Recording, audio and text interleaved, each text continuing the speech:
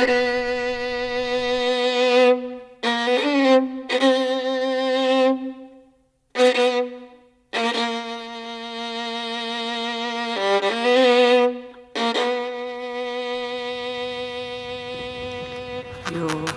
affectionate niece, Helen Stoner. Now, dear Aunt Honoria, my deepest thanks for your invitation to spend a little time with you in Harrow after Julia's wedding. Indeed, I feel a short break will be almost necessitated by the excitement of seeing my sister married. Even our stepfather, Dr. Roylott, seems well disposed towards the event. Julia herself has not long left me to go to bed, and even now, I suppose, will be lying awake next door thinking of her happiness to come, while I... My God, Julia! Julia! Julia. Julia, your face. What is it? What is it? Helen, it... Oh my God!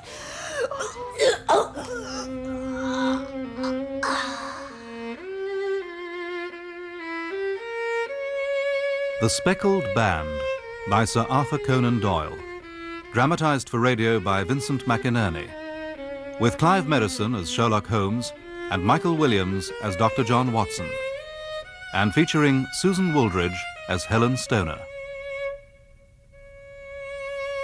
The Speckled Band.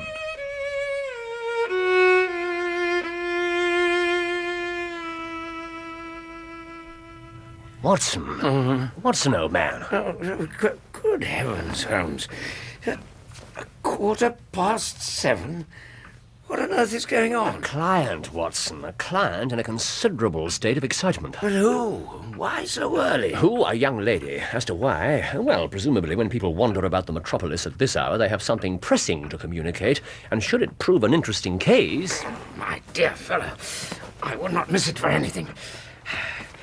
Then you've seen her? Oh, yes. Even said good morning to her. Mrs. Hudson gave her some coffee in the sitting room. I glanced in as I passed. 30 or so, I fancy, dressed all in black, hair shot with grey, but pitifully agitated, with restless, frightened eyes, like some hunted animal.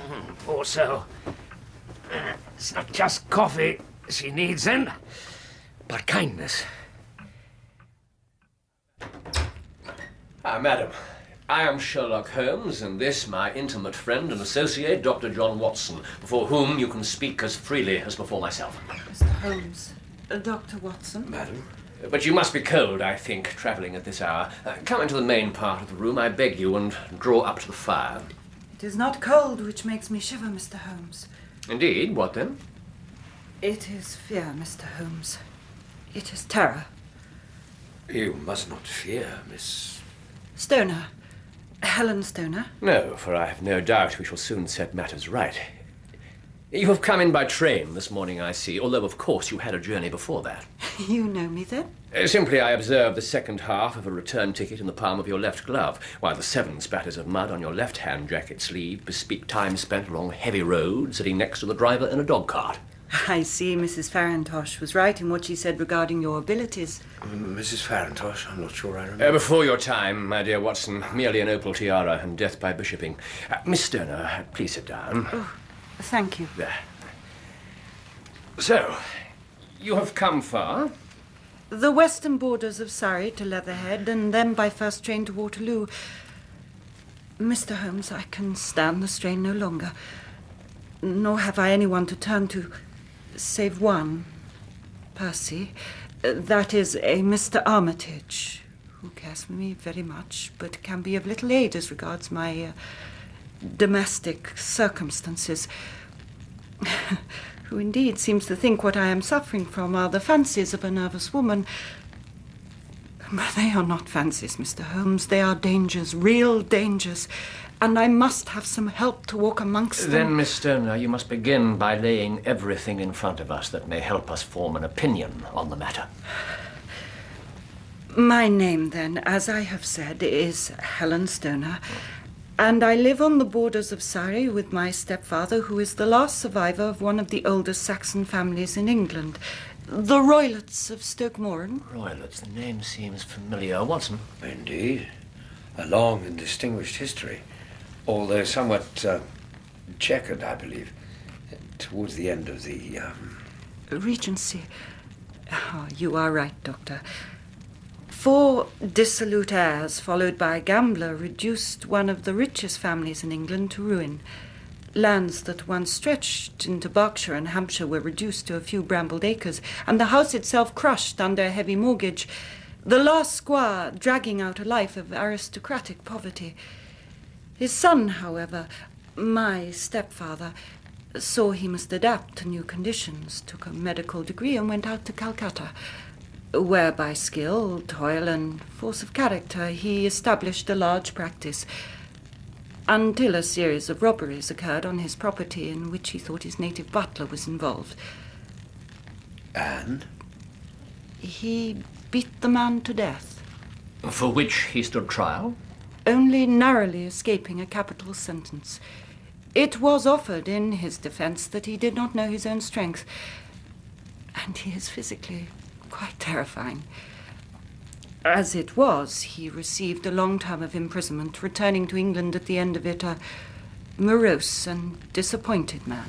But, Miss Stoner, what about, how did, Dr. Roylott become my stepfather. In his early days, he met and married my mother, the young widow of Major General Stoner of the Bengal Artillery. My twin sister, Julia, and I were 2 years old when the marriage took place. Julia?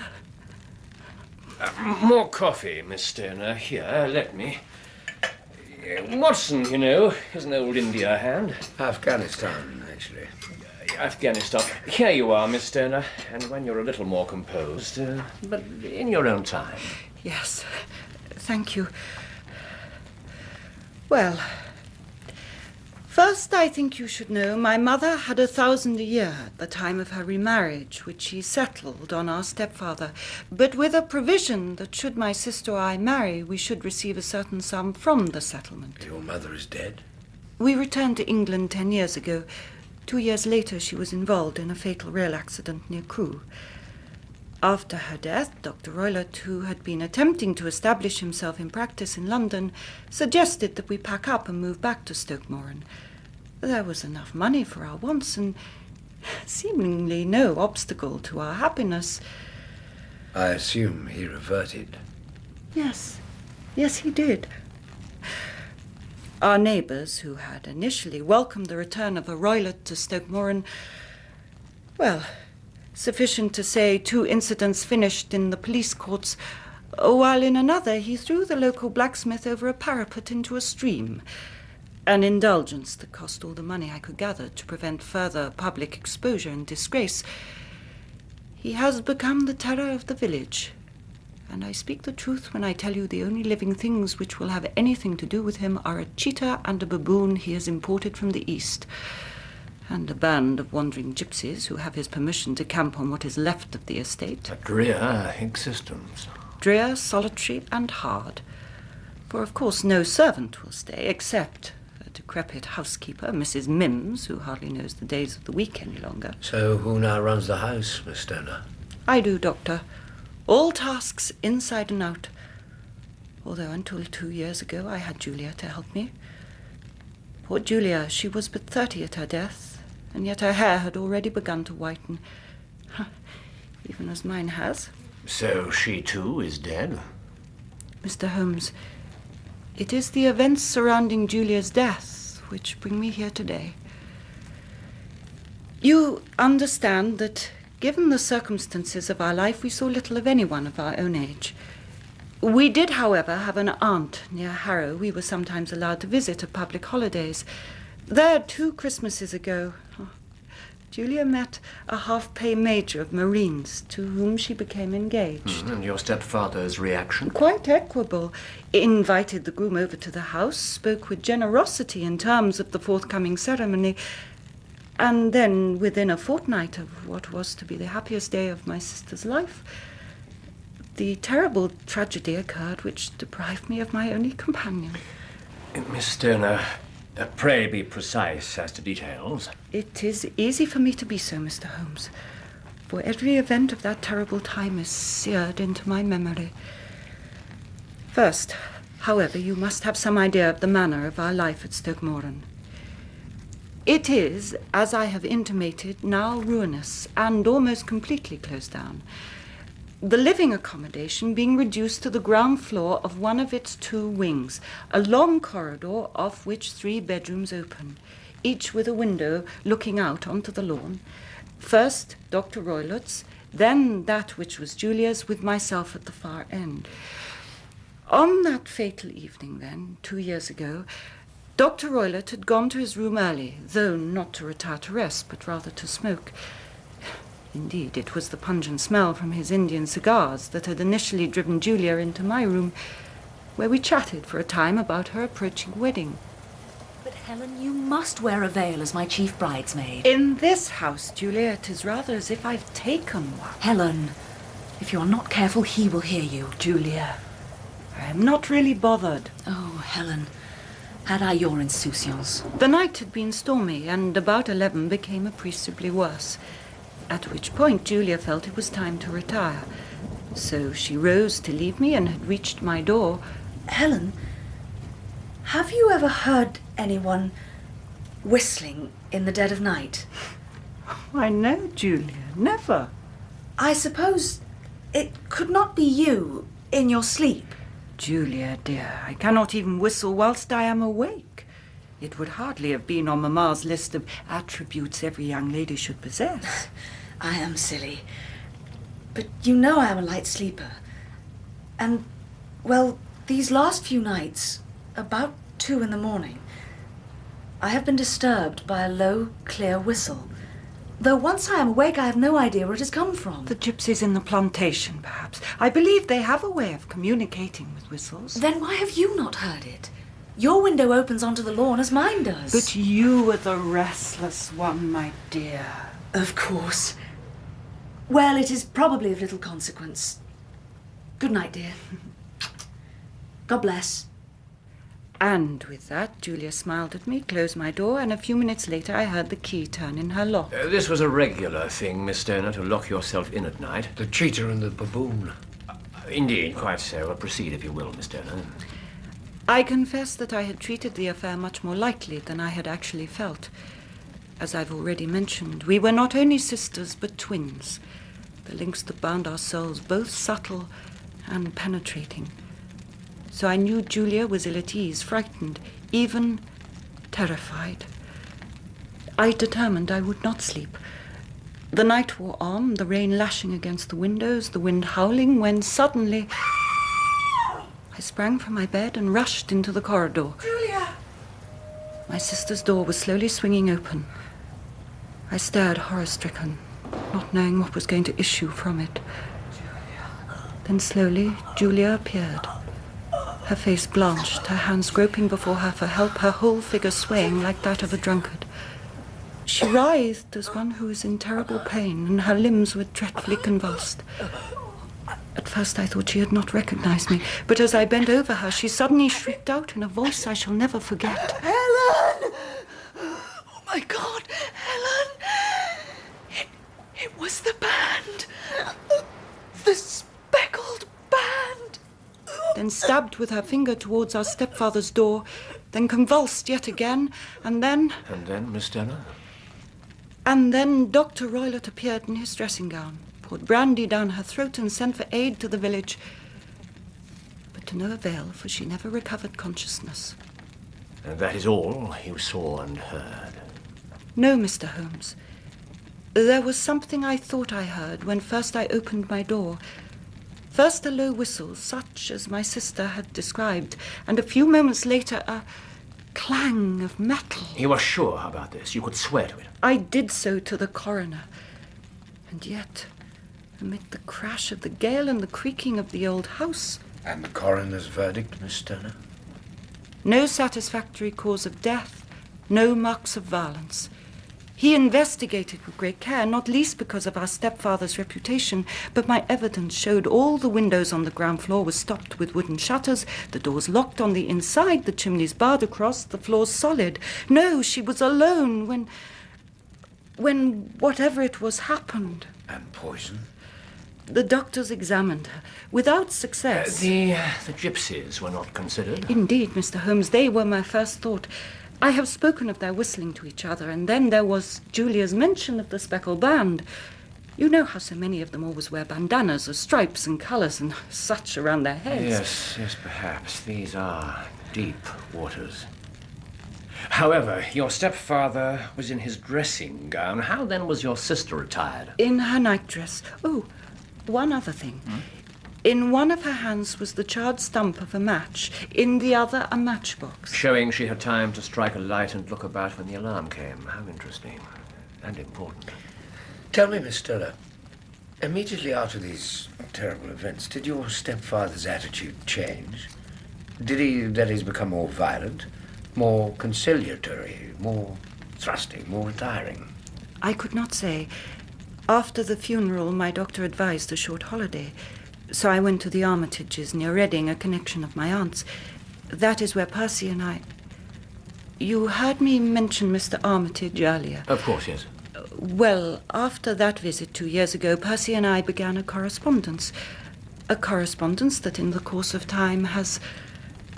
Well, we are to be married in the spring. Oh, congratulations, Miss Stoner. Thank you. I told Dr. Roylott, who showed nothing but benevolence, and said it would provide an excuse to have some repairs done to the fabric of the house, starting with my room, how the mortar between the stone was crumbling, and how some of those same stones must be removed, which of course means... You have moved into your sister's room. Quite, Doctor. And now sleep in the very bed she did. Where, last night, I was awakened by a low whistle. You lit the lamp? Immediately, but saw nothing. Too shaken to go to bed again, however, I dressed and waited for daybreak, ran to the Crown Inn for a dog cart, and quickly made my way here. Which means we also must move quickly to see over the rooms at Stoke Moran, preferably when your stepfather is absent. Miss Stoner, is this possible? As it happens, he too has business in town this morning, and as he seldom returns before nightfall, then today of all days might be your best chance. Today it will be, after lunch to be exact, for there's much to do first. Almost 8 o'clock. Miss Stoner, should we arrive shortly after 1, would you have returned by then? I think so. There are some things to arrange regarding my wedding, but I fully intend to be home by lunchtime. If Dr. Roylott should return early, perhaps we had better meet outside of the house? Yes, you have a suggestion? There is only one path from the station that leads to Stoke Moran, so if you took the local dog cart and I waited in one of the fields alongside that path... Ah, excellent, excellent. Here, let me hand you your gloves. Oh, thank you. Miss Stoner, there's marks on your wrist. Oh, no, really, Dr. Watson, they are nothing. Impossible to fob off an old medical dog like that, I'm afraid. May I? Oh. Bruises. Your stepfather must indeed be physically overwhelming.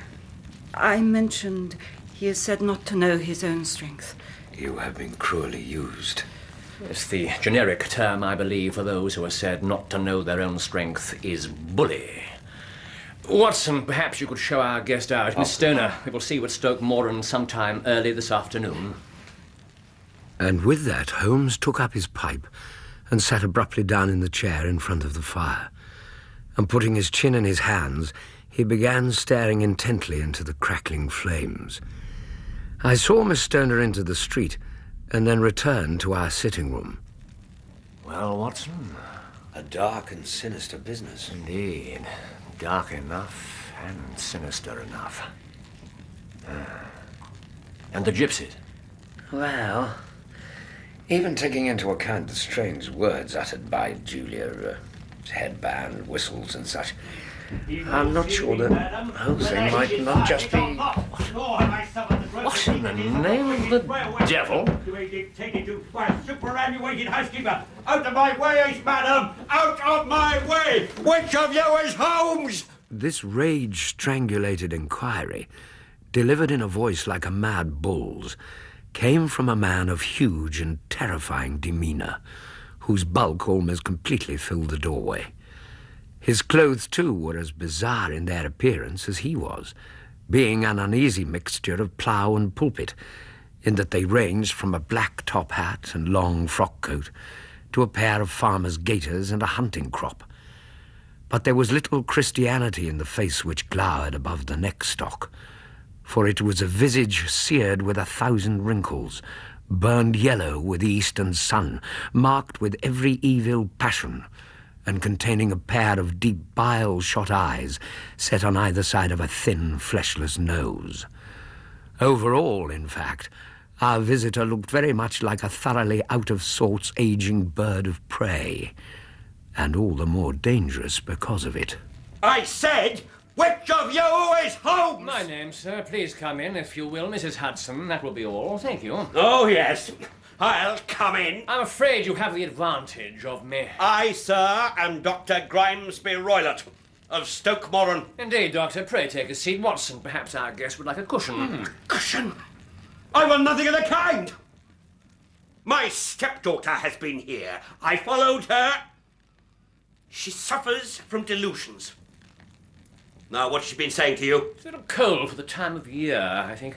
She said that? The crocuses seem to promise well. In the wrong hands, Dr. Roylott, a hunting crop is a vicious and cowardly weapon, though certainly not as dangerous as the service revolver my associate here always carries about his person to deal with any mad dogs we may chance upon. I see. I see.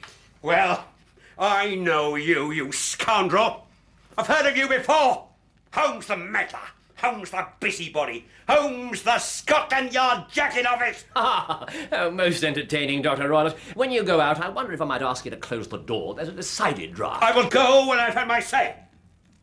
I'm a dangerous man to fall foul of, Mr. Holmes, especially to those who meddle in my affairs.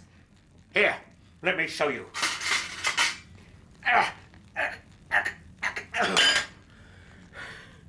There. An example of my grip, Mr. Holmes. See you keep out of it! Pass me the poker, Watson, as a good fellow.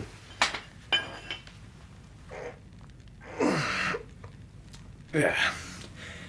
Not quite as straight as it was, though Mrs. Hudson will hardly notice the difference.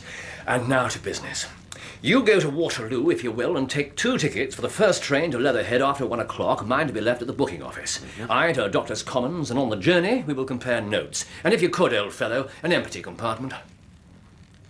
Shall I take anything?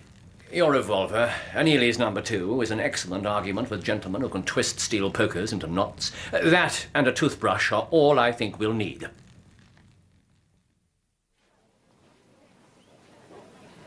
"5 hours later, as requested, I chose an empty compartment on the Leatherhead train and watched anxiously from the door. But there was still no sign of him as the guard blew, and we began to move off. About to pull my head in, I suddenly saw Holmes vault over the barrier, deftly deposit his ticket in the top pocket of the astonished collector's waistcoat, and begin to sprint up the platform, from whence he swung himself aboard without a hair out of place, and settled into a corner seat. Then, oblivious to my presence, he drew some papers from his pocket and fell to scribbling and frowning, and scribbling again. For my part, sitting opposite him, I gazed out of the window for a time, and then, what with the steady rattling of the train over the rails, the green of the Surrey countryside, and the bright sun concentrated through the glass window. What's... No, Holmes. Of course. The sun, you understand, all that weight. Yes, but look at this. A copy of the mother's will. Checking her investments, I find the income from them now to stand at about £750. And of this income, each daughter is liable for 1/3 at marriage. It is evident, therefore, that even one of the girls marrying would cripple Roylott to a serious extent. But if both were to leave home with husbands... Why, he would be reduced to a mere pittance.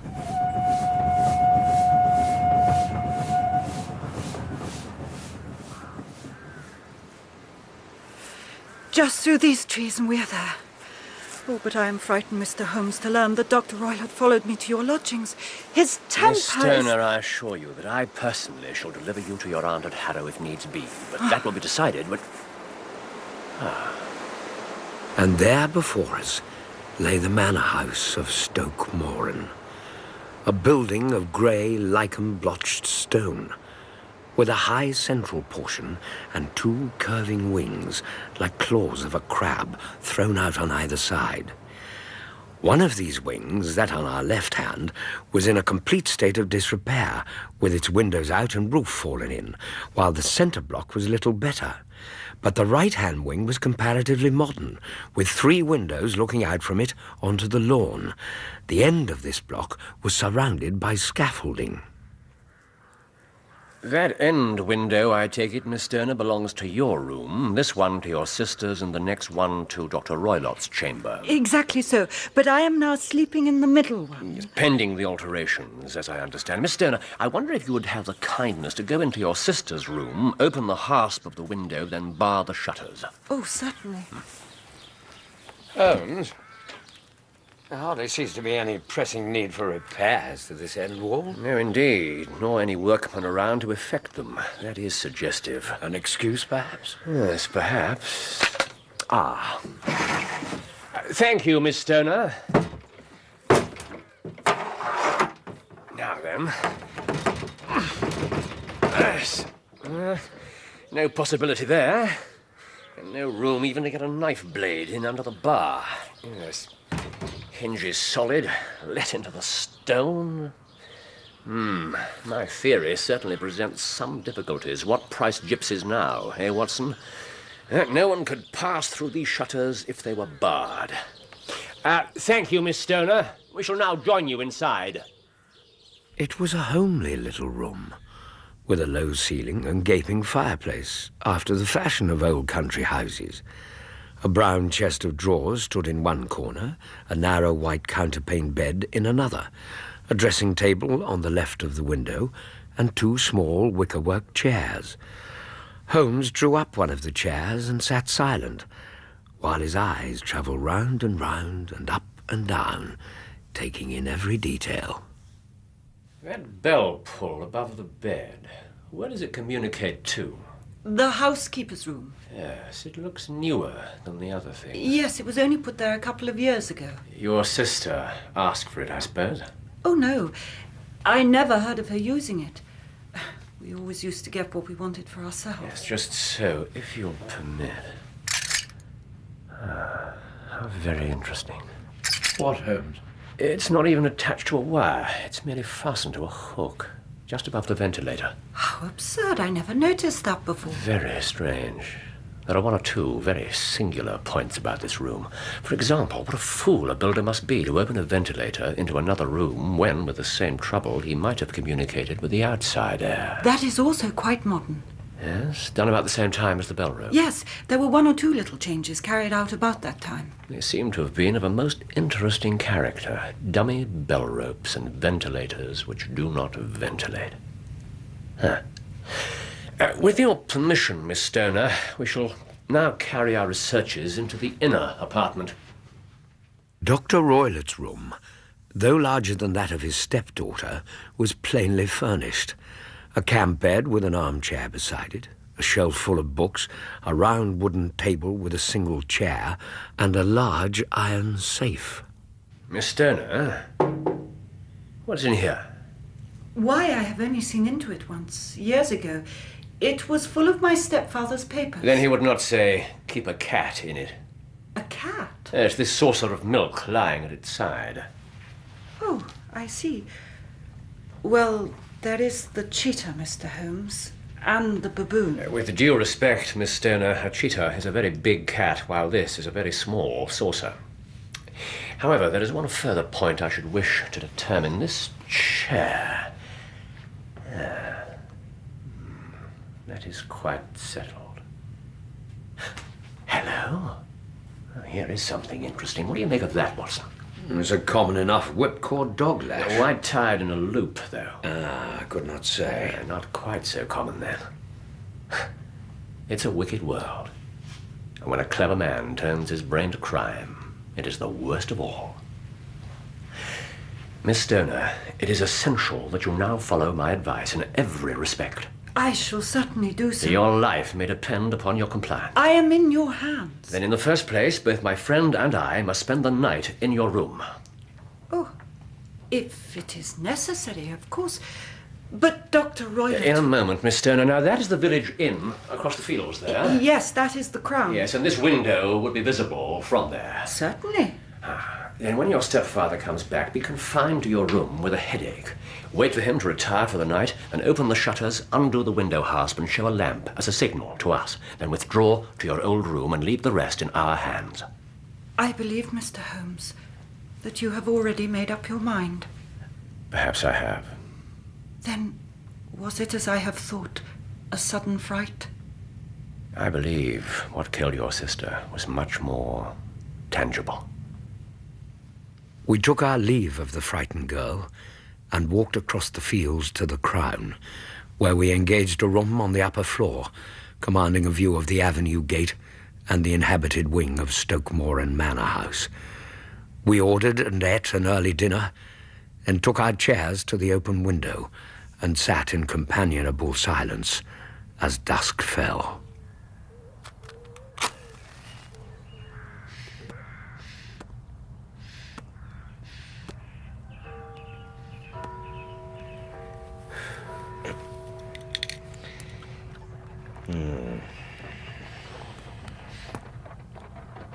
Watson. Dr. Roylott. The gate, boy! The gate! The trap drove on, and a few minutes later we saw a light spring up among the trees as Roylott lit a lamp in the sitting room. You know, Watson, I really have some scruples about taking you tonight. There is a distinct element of danger. Can I be of any assistance? No, your presence would be invaluable. Then I shall certainly come. Oh, thank you. Look, the light in the sitting room's gone out. No, it is not yet 9. No, he's merely closed the shutters. It'll be some time yet before he retires to his chamber. Well, for one thing, he will want to feel Miss Stoner is asleep. You evidently saw more in those rooms than I did. No. Simply introduced a little more. The bell rope, the ventilator. But so small. A rat could hardly pass through it. I knew we'd find one even before we came to Stoke Moran. My dear Holmes. You recall how Miss Stoner said her sister was driven from her room by the smell of Roylott's cigar? Well, I realized then there must be a small ventilator. But what harm can there be in it? Well, there is at least a curious coincidence of dates. Did you observe anything peculiar about the bed? No. It was clamped to the floor. Clamped? Indeed.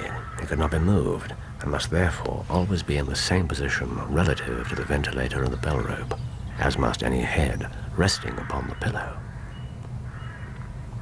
My God. I seem to see dimly what you're hinting at. How horrible. Horrible enough. When a doctor goes wrong, he is the first of criminals. And more horrors to come before the night is over. So, for the time being, let us have a quiet pipe and take in the beauty of the moon. The trees, the night, and so we did. And 2 hours passed slowly away. Then suddenly, at the stroke of 11, a single bright light shone out right in front of us. That is our signal.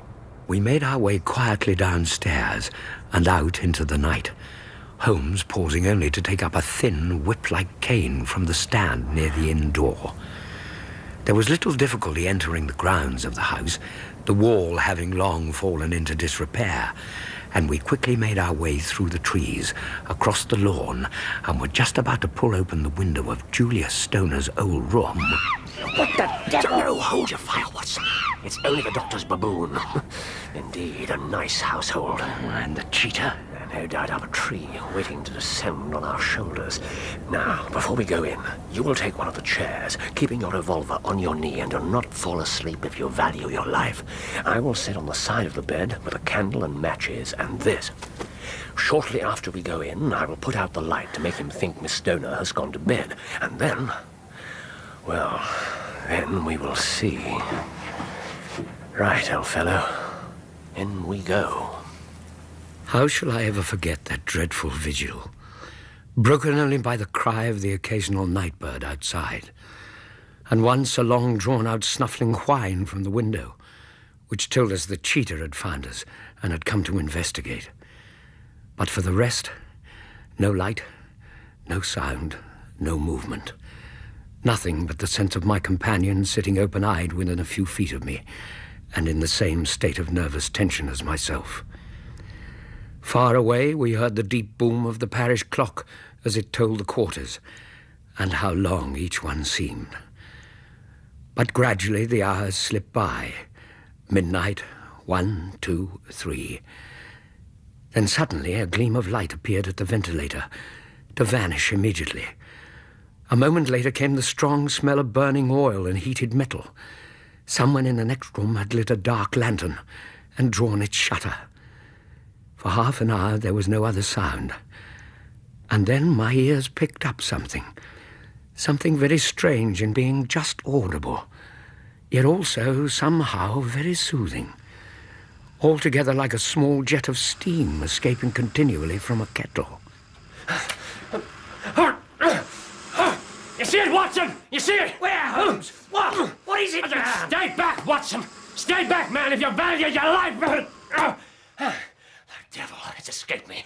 It's got back. Back, Holmes? Where? What has?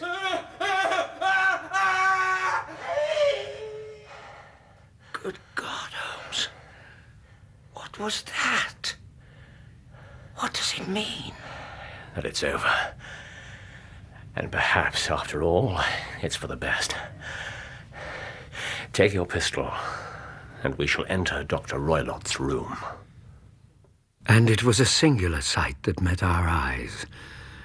On the table in Roylott's chamber stood the dark lantern throwing a beam of light onto the safe, the door of which was ajar. Beside the table, on the wooden chair, sat Dr. Grimesby Roylott, clad in a long dressing gown, his bare feet thrust into red-heelless Turkish slippers. Across his lap lay the short whip with a small loop tied in its end. But it was his face. His chin was cocked upwards, his eyes fixed on the ceiling in a dreadful rigid stare. Across his brow he had a peculiar yellow band with brownish speckles, which seemed to be bound tightly round his head. The band. The speckled band. For God's sake, Holmes, what is it? Swamp adder. Most venomous snake in India. Death within 10 seconds. Indeed, does violence recoil on the violent, and the schemer fall into the pit which he digs for another. And now, I will try to distract it with a cane. You go for the noose, then into the safe. Right. Right. Well done, old man. Well done. What a dreadful way to die. Oh, indeed. And that cry. What agony he must... Why, Miss Stoner. My heart. No, Miss Stoner, do not come in. There is nothing there you would want to see. You are wrong, Mr. Holmes. I must see. I beg you to stand aside. Miss Stoner. What was it? A snake, Miss Stoner. Another of the doctor's deadly pets, but one that turned on its master. His face. Just like Julia's. So that's what he used. But why? For the third of your mother's legacy that he would have lost by Julia's marriage as he would yours. So monstrous a deed for so derisory a sum. Who would believe it? Exactly. I wonder, Miss Stoner, if I might advance an idea with a view to canvassing your opinion. The doctor is dead through, it might be argued, his own carelessness. However, any hint that his death was not so simple would, I feel, lead to prolonged and searching inquiries, public inquiries, in which your name and that of your sister would figure largely. On the other hand, should Watson here go to the country police when it's light and inform them truly that the doctor has merely suffered from an accident, I have no doubt at all I could put you onto the train to your aunt tomorrow morning without you ever being bothered again regarding this matter. I stress that while this is not perhaps an ideal solution, it is possibly an acceptable one. Mr. Holmes, may I, your arm? I would go closer, if I might.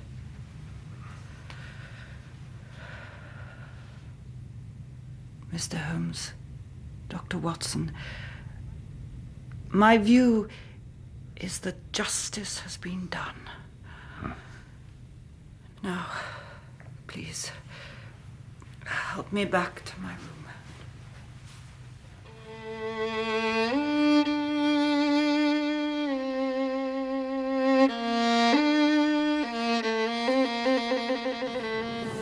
A classic case, then, Doctor, of my reasoning from insufficient data and thereby coming to an entirely erroneous conclusion.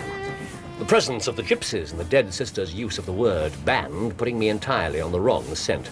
I can, however, claim the merit that I instantly reconsidered my position when it became clear that the danger could not have come from the window or the door, but must have been the work of an inside agency. Then, of course, came the discovery of the false bell pull. This hanging alongside the ventilator gave me the idea it was simply there as a bridge for something to pass through the ventilator and down to the bed. The notion of a snake came immediately, and as the doctor was furnished with a supply of creatures from India... A wild coroner, of course. No, not a hope, Watson. A form of poison that could not be discovered by chemical test.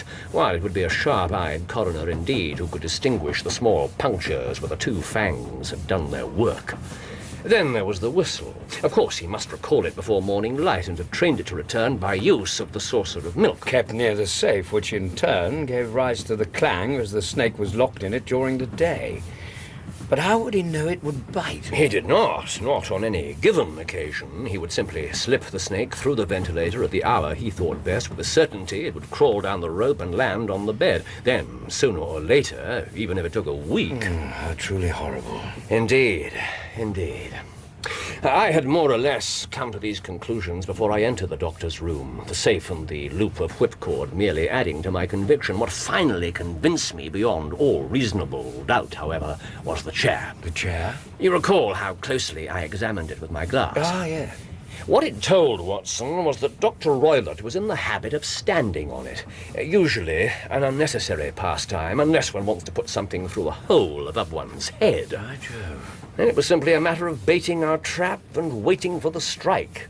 When it came in the shape of a hiss, I instantly lit the match and attacked the creature, arousing its snakish temper and driving it back through the ventilator where it flew at the first person it saw.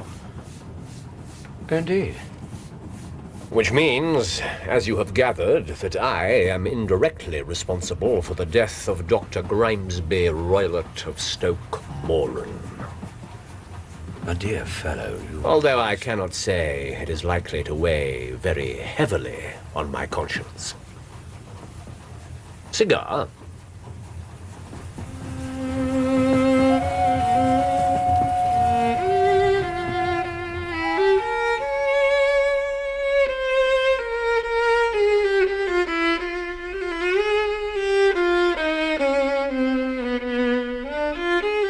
In The Speckled Band, Sherlock Holmes was played by Clive Merrison and Dr. Watson by Michael Williams. Helen Stoner was played by Susan Wooldridge, with Jane Whittenshaw as Julia Stoner and Ian Lindsay as Dr. Grimesby Roylott. The violinist was Leonard Friedman. The Speckled Band was dramatized for radio by Vincent McInerney and directed by Patrick Rayner.